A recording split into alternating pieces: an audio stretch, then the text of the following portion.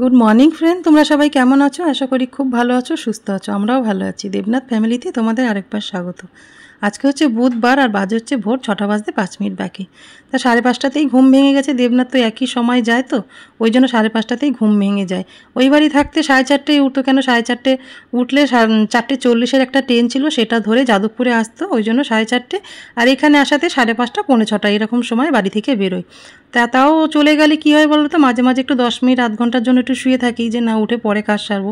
কিন্তু এখন সেটাও উপায় নেই। ছেলে 6:30, ও একটা জিম জয়েন করেছে, 6:30 বেরোয়। বাবা বেরোয় 5:30, ছেলে বেরোয় 6:30। ওই জন্য মাঝখানে আমার আর ঘুম টুমগুলো কিছু হয় না।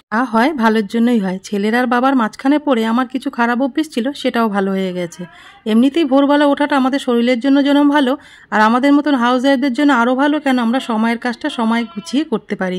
আর আমি চেষ্টা করি ছেলে থাকতে থাকতে সংসারে কিছু কাজ এগিয়ে রাখার জন্য। বিশেষ করে ওর ঘরের কাজটা যদি আমি করে স্যামকে একটু ওর ঘরে রাখতে পারি না, তাহলে বাইরের কাজটা আমি খুব সহজেই ভালোভাবে করে নিতে পারি। আর ওকে যদি বাইরে রেখে কাজ করি না, আমি কোনো কাজই করতে পারবো না। কেন ওখান থেকে ওকে তুলতেই পারবো না, ঝাড় দেওয়া তো দূরের কথা। তা দেখো ছেলে 6:30 বেজে গেছে, একটু খেজুর বাদাম খেয়ে ওকে একটু দুগ্গা দুগ্গা করে নিয়ে একবার সংসারের সমস্ত কাজে এক এক করে লেগে পড়তাম। তার আগে দেখো আমি একটু জিরা ভিজিয়ে রেখেছিলাম রাত্রেবেলা। ওইটা একটু দারচিনি দিয়ে 2 কাপ জলে 1 চামচ জিরে দিয়ে ভালো করে ফুটিয়ে নিয়ে পাতিলেবুর রস দিয়ে ওটা খেলে না ভীষণভাবে কাজ হয়, জানো তো, শরীরে মেদ ঝরাতে। ওটা আগে রেগুলার খাওয়া হতো, এখন সময়ের জন্য সকালবেলা এত তাড়াহুড়া লাগে, সেটা অনেক সময় রাতে ভেজাতেই আমি ভুলে যাই। তা আজকে সময় করে ভিজিয়ে নিয়েছি, ওটা খেয়েও নিলাম। ওটা চায়ের মতন করে আস্তে ধীরে করে খেতে হবে, জানো তো, চুমুক দিয়ে। কিন্তু ওই যে অতটা সময় নেই, তাড়াহুড়া করে খাচ্ছি আবার রাখছি। তা দেখো আজকে বেডশিটটা পাতবার, ঘরের অবস্থাটা তোমরা দেখতেই পেলে, চারিদিকে ছড়ানো ছিটানো হয়ে রয়েছে, সেগুলোই এখন এক এক করে গুছাতে হবে। তা আমাদের মেয়েদের সংসারের কাজ কোনোদিনই শেষ হয় না। আমরা যতই ভাবি সময়ের কাজ সময় মতন করে নেবো, কিন্তু একটার পর একটা কাজ বেড়েই চলে। আমাদের সংসারের কাজ সবাই বলে না, ঠিকই বলে, জানো তো, সংসারের কাজ কোনোদিনই ফুরায় না, যত করবে ততই বেড়ে যাবে। তা দেখো আজকে একটা বেডশিট পাতবো, 2টো হলুদ চাদরের সাথে না এইটাও কিনেছিলাম, জানো তো, এটা পাতা হয়নি। তা আজকে পাচ্ছি। আমার ভীষণ ভালো লাগে নতুন চাদর পাততে। বেড কাভারের নেশা আমার প্রচণ্ড। যখনই দোকানে যাই আমি 1-2টো বেড কাভার কিনেই নিয়ে আসি। সেদিনকে যেরকম 3টে নিয়ে এসেছি, 2টো হলুদ আর একটা লাল আর কালোর মধ্যে। তা কেমন লাগছে পেতে অবশ্যই কমেন্টে জানিও। তার আগে দেখতেই পেলে 2টো বেড কাভার আমি কেটে জুড়িয়ে সেলাই করে সেটাকে তোষকের মধ্যে পেতে নিয়েছিলাম।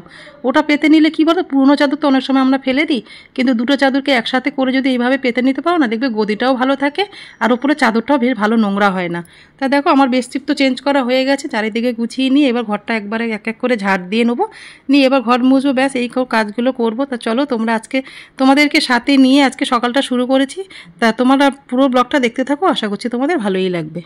এক বোন জিজ্ঞেস করেছে, দিদিভাই তোমাকে ফোনটা কে গিফট করলো? দেবনাথবাবু করেছে বোন, ও ছাড়া আর কে করবে বলো তো? আমি কদিন ধরে ব্লগ শ্যুট করতে পারছিলাম, যেন মনটা খারাপ হয়েছিল। ও প্রত্যেক দিনই এসে দেখছে যে আমার মন খারাপ, ওই জন্য আমাকে বললো তোমার পছন্দ মতন তোমার যেটা ভালো লাগে সেটাই তুমি কিনে নিয়ে আসো বাবুর সাথে গিয়ে। তা আমি মন খারাপ হয়ে থাকলে, আমি কোনো কারণে কষ্ট পেলে, সবচেয়ে যদি বেশি কেউ কষ্ট পায় সেটা হচ্ছে দেবনাথবাবু। ও আমার কষ্ট একদমই সহ্য করতে পারে না। ও চেষ্টা করে, ওর যত কষ্ট হোক না কেন, ও চেষ্টা করে যাতে আমার মুখের হাসিটা বজায় থাকার জন্য। তো এরকম হাজব্যান্ড পাওয়া সত্যিই ভাগ্যের ব্যাপার। ওর নিজের কোনো শখ আহ্লাদ নেই, আমাদের শখ আহ্লাদের কথাটাও ভীষণভাবে ভাবে, জানো তো, সবার, ছেলে বলো, আমার বলো, মেয়ের বলো, সবারটাই ভাবে। তো ওর কথা যত বলবো ততই কম। তা দেখো তোমাদের সাথে কথা বলতে বলতে কখন যে কাজগুলো কমপ্লিট করে ফেলেছি। এবার ছেলের ঘরে এসেছি, ওর বই খাতাগুলো দেখো সব খাটের মধ্যে রেখে দিয়েছে, সারা রাত পরে, আর বইগুলো সব খাটেতেই রেখে দিয়ে চলে যায়। তো ওগুলো একটু গুছিয়ে রাখলাম, রেখে ওর ঘরে একটা চাদর নিয়ে এসেছি, ওটা পেতে দেবো। আর কিছু জামা কাপড় সব রেখে দিয়েছি, সেগুলো সব, আজকে তো বৃষ্টির মতন ভাব লাগছে, মেঘলা মেঘলা, আজকে আর কাচবো না, সেগুলো পরে কাচবো। ওখানে রেখে দিয়েছি ওয়াশিং মেশিনে, কালকে দিয়ে দেবো। তা দেখো ছেলের ঘরটা পরিষ্কার হয়ে গেল। এবার এসছি, তোমার এই যে গণেশটা দেখছো না, এটা আমাদের ওই বাড়িতে ছিল, জানো, ওই বাড়ি থেকে নিয়ে এসেছি। গণেশটা রেখে এসেছিলাম, আর আমার জামাই রং করে দিয়েছিল গণেশটা, এখনও কত সুন্দর হয়েছে। আমার তাল দিয়ে মেলা হয়েছিল সেই সময় কেনা, জানো তো। তা ভীষণ ভালো আছে বলে আমি ওই জন্য নিয়ে চলে এসেছি। তা দেখো এবার সব পরিষ্কার করে নিয়ে একা কাজগুলো সেরে নেবো। তা চলো তোমাদের সাথে পরে আবার গিয়ে কথা হচ্ছে।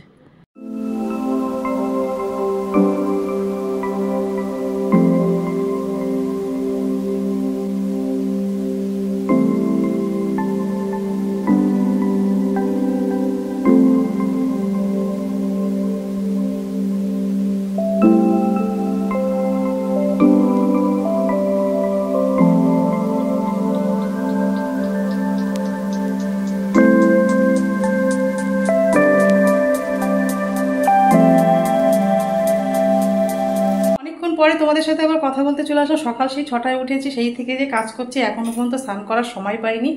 আর দেখো বাজে হচ্ছে 8টা বাজতে 10 মিনিট বাকি। এই সবে কাজ শেষ হলো, এখন স্নান করবো, এবার ঠাকুরটা দিয়ে দেবো। সব ঘর পরিষ্কার হয়ে গেছে, 2টো ঘর। আজকে ছেলের ঘর থেকে তোমাদেরকে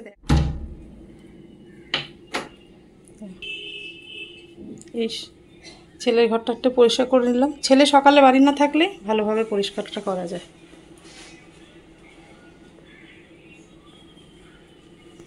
ওর বইগুলো সব এইখানে যেটা দিয়ে দিই। টিভি ক্যাবিনেটটাও পরিষ্কার করে দিয়েছি।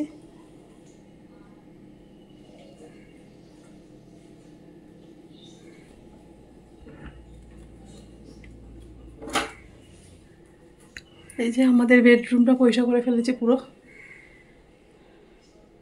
এবার স্নান করতে যাবো, ঠাকুর তো 8টা বেজে গেছে, আর বেশি কাজ করা আর যাবে না, আর সময় নেই, অনেকটাই বেলা হয়ে গেছে ঠাকুর দিতে। তো চলো স্নান করে এসে তোমাদের সাথে আবার পরে কথা হচ্ছে। নতুন ফোন দিয়ে আজকে ভিডিও শ্যুট করছি প্রথমবার, তোমরা বলবে কেমন হচ্ছে ভিডিও কোয়ালিটিটা, ঠিক আছে? তো চলো স্নান করে, আর বেশি কথা বলবো না। এটা দেখো কিরকম বদমাশি।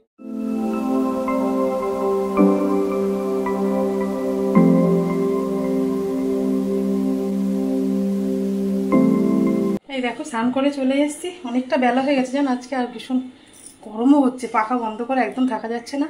তো স্নান করে এসে মুখে একটু ফেস ওয়াশ দিয়ে এসেছিলাম, আর দিয়ে একটু টোনার দিয়ে নিলাম, গুড ভাইজের টোনার।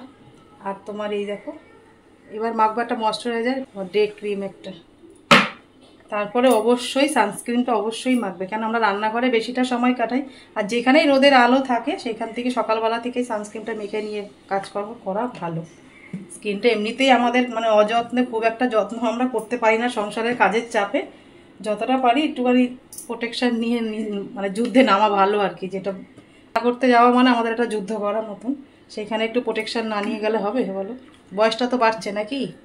তা চলো আমি এটা মেখে নিয়ে তারপরে আমি ঠাকুর দিয়ে তোমাদের সাথে পরে কথা।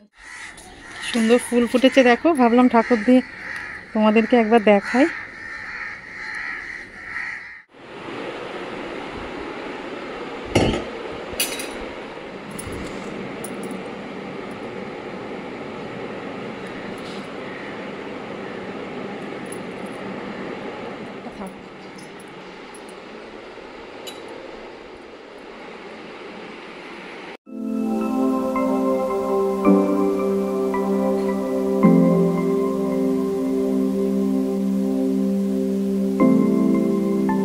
নিজের জন্য একটু চা করে নিয়ে এসেছি, একদম চিনি ছাড়া, কিন্তু চাটা লাল চা বানিয়েছি। আর রয়েছে 2টো খেজুর আর 4টে বাদাম। এই হচ্ছে সকালের এখন খাবার। ব্রেকফাস্ট এখনও বানানোই, দেখো 9টা বাজতে 10 মিনিট বাকি আছে এখনও। তো চলো চাটা খেয়ে নিই। চায় আজকে থেকে কোনো চিনি টিনি কিছু খাবো না।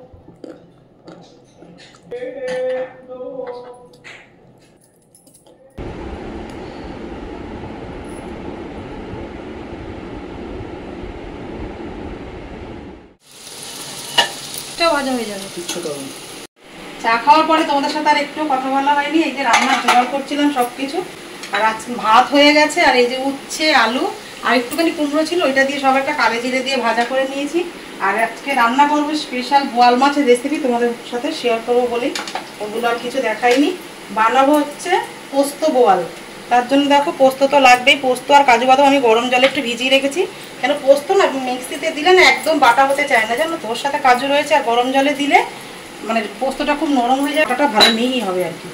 এই যে বোয়াল মাছটা আগে একটু মেখে রাখবো, দিয়ে দেবো নুন, দেবো একটু হলুদ, একটু লঙ্কার গুঁড়ো, আর দেবো একটু সর্ষের তেল। অন্য মাছ হলে না দিলেও চলবে, কিন্তু বোয়াল মাছে সর্ষের তেল দিতেই হবে, নাইলে একদম পেটে চোখ মুখ কানা হয়ে যাবে। ভালো করে 2 পিঠ ভালো করে মাছ মেখে রাখবো। আর বোয়াল মাছের সব মশলাটাও রেডি করে নিয়েছি। বাবু এখানে পেঁয়াজ নিয়েছিস? 2টো পেঁয়াজ কুচিয়ে রেখেছি। এই যে আদা বাটা, রসুন বাটা, কাঁচা লঙ্কা বাটা। এটা তো 10 মিনিট মাখা থাক মাছটার মধ্যে, তাহলে নুন হলুদ লঙ্কাটা একদম ভালোভাবে। পোস্ত কাজু বাদামটা বাটা হয়ে গেছে, কড়াইও বসিয়ে দিয়েছি। তো চলো এবার কী করে রান্না করি আমি সেটাই তোমাদের সাথে আজকে শেয়ার করব। পোস্ত বোয়াল। কড়াই গরম হয়ে গেছে, কড়াইতে এবার সর্ষের তেল দিয়ে দেবো মাছগুলো ভাজার জন্য। তেল গরম হয়ে গেছে, এবার মাছগুলো এক এক করে ছেড়ে দেবো। আর হাতে একটা এরকম ঢাল নেবে, নাইলে মাছের সব গায়ে ফুটে একই সঙ্গে আরেকটা মাছ দিয়ে দেবো।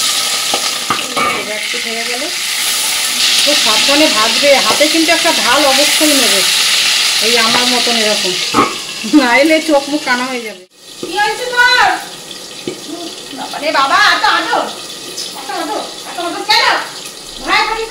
দেখো মাছগুলো আমার ভাজা হয়ে গেছে, 3 পিস বোয়াল মাছ। এবার রান্নাটা বসাবো। কড়াইতে তেল আছে, আর একটুখানি তেল দিয়ে দেবো। এবার তেলের মধ্যে দেবো কালো জিরে। কালো জিরেটা ভাজা ভাজা হয়ে গেছে। এবার পেঁয়াজটা কেটে রেখেছি, ওটা দিয়ে দেবো। পেঁয়াজটা একটু লাল লাল করে ভেজে নেব। পেঁয়াজের মধ্যে দেব একটুখানি চিনি। এটা আমি সব রান্নাতেই দিই। এই দেখো, তাহলে পেঁয়াজটা না তাড়াতাড়ি লাল হয়ে যাবে ভাজাটা, আর তরকারির কালারটাও বেশ ভালো আসবে। একই সঙ্গে একটু নুন দিয়ে দেবো, তাড়াতাড়ি মজে যাবে পেঁয়াজটা। পেঁয়াজটা ভাজা ভাজা হয়ে এসছে। এবার এর মধ্যে আদা, রসুন, কাঁচা লঙ্কা একসাথে সব দিয়ে দেবো। আদা রসুনটা দিয়ে একটু ভাজা ভাজা হয়ে এসছে। এবার গুঁড়ো মশলা কিছু অ্যাড করে দেবো এর মধ্যে। কিন্তু আমি আগেও দিয়েছি, আবার একটু দিয়ে দিলাম। আর দেবো একটু হলুদ, একটু লঙ্কার গুঁড়ো। ঝালটা তোমরা তোমাদের হিসাব মতন দিয়ে দিও। মশলাটা থেকে একটু তেল ছেড়ে দিয়েছি। এবার এর মধ্যে দেবো, দেখো এভারেস্টের রেড চিলি পাউডার, এটা হচ্ছে কালারের জন্য। পোস্ত আর কাজু বাদামটা দেবো মশলাটা কষে গেলে। পোস্ত কাজু বাদাম দিয়ে বেশিক্ষণ কষানোর দরকার নেই। সর্ষে পোস্ত এমনি বেশি কষালে না তেতো হয়ে যায়। মশলাটা থেকে তেল ছেড়ে দিয়েছি। এবার কাজু বাদাম আর পোস্ত যেটা বেটে রেখেছিলাম ওটা দিয়ে দেবো।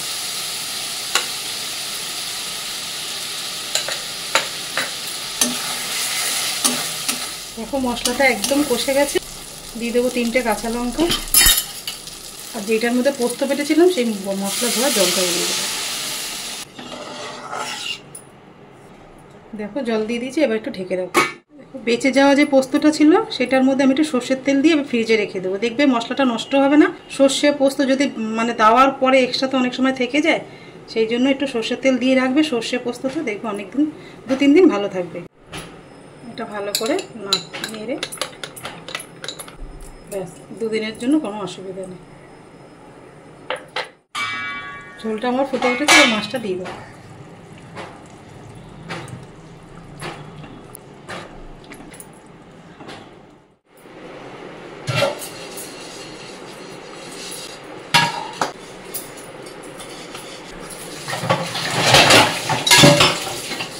মাছটা প্রায় হয়ে এসছে। পোস্ত বোয়াল নাম আছে, তাই জন্য পোস্ততে তো ওপর থেকে কাঁচা তেল একটু দিতেই হবে।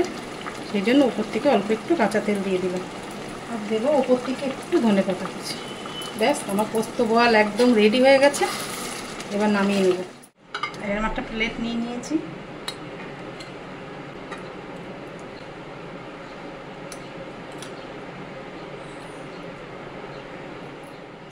ওপর থেকে মশলাটা দিয়ে দেবো।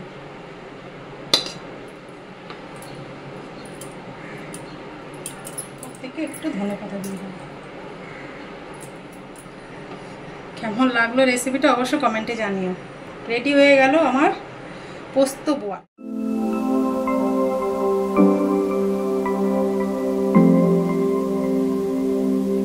রান্না বান্না সবটাই আমার কমপ্লিট হয়ে গেছে। রান্নাঘরের সব কাজও হয়ে গেছে, দেখতেই তো পেলে। সব বাসনগুলো মেজে নিয়েছি।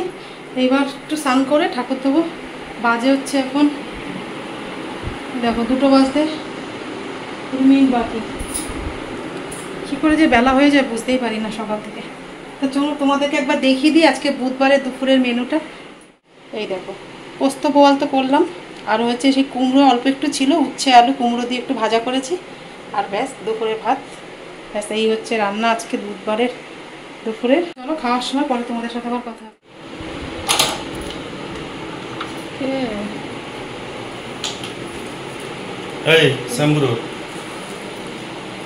একটু আগে সময় লাগে না বলো? হ্যাঁ, তাড়াতাড়ি আসো, তাড়াতাড়ি এসে বলো।